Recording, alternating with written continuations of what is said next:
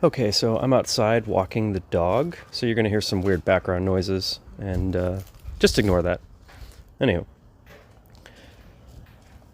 Godzilla Minus One came out like a week ago, and I've noticed that a lot of people are comparing it to Jaws and Jurassic Park.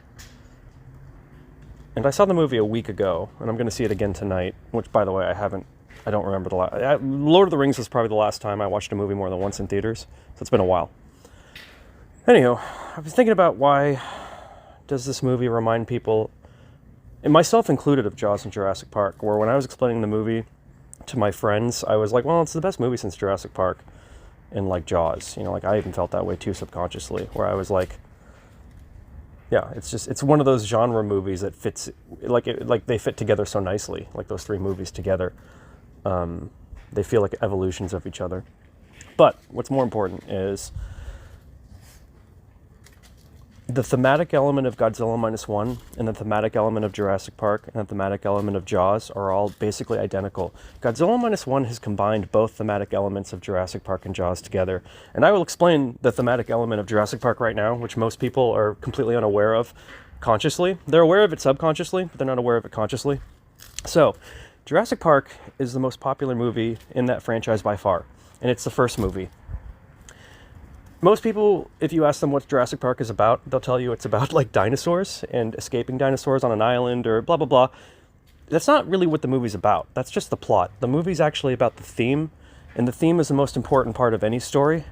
And the people that did Game of Thrones didn't think theme was important, and that's also why that tanked miserably. It's because theme is the heart and soul of your story or movie, not the plot. The plot is just like, the plot is irrelevant, actually. Like, the best movies of all time, that plot can be broken down in a sentence or two, but it's so soulful because the theme.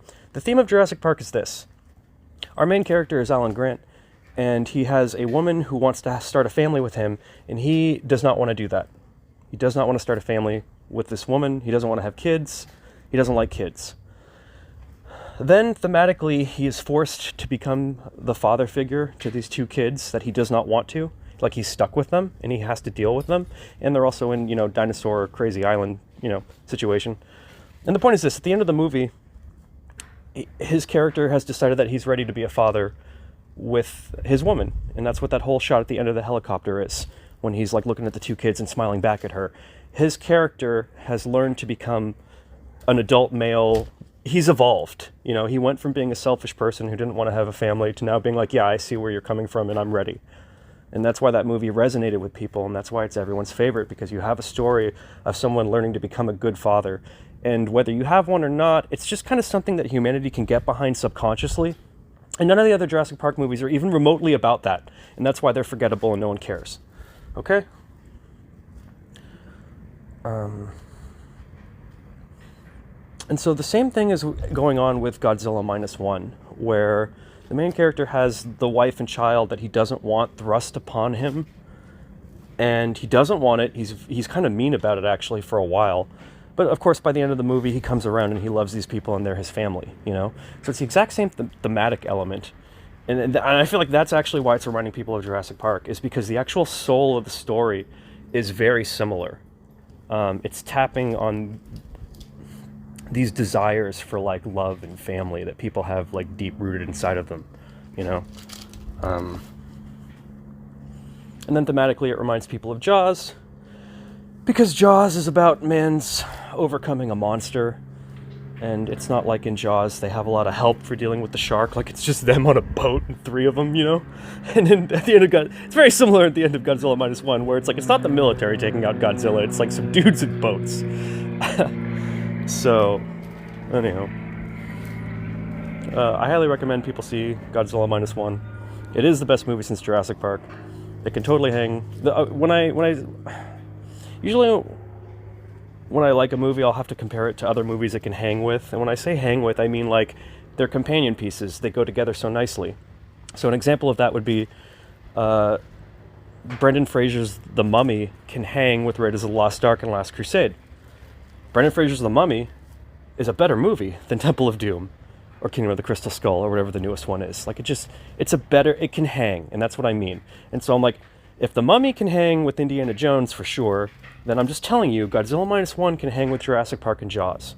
And those are like definitively some of the greatest movies of all time, particularly Jaws. So just know that, like, yeah, Godzilla Minus One is a big deal, and it's definitely here to stay.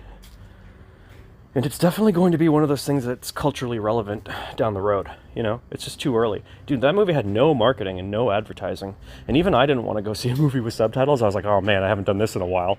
I haven't seen a movie with subtitles in a while, but I'm like, the movie's so heavy metal, rock'em sock'em, that like 5 minutes into the movie, you're gonna forget that the movie even has subtitles.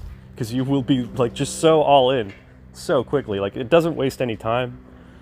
I was shocked at how quickly the ball got rolling in Godzilla Minus One. I was expecting it to be like a slow burn, and I'm like, no, dude, within 5 minutes, all hell is breaking loose. It's amazing.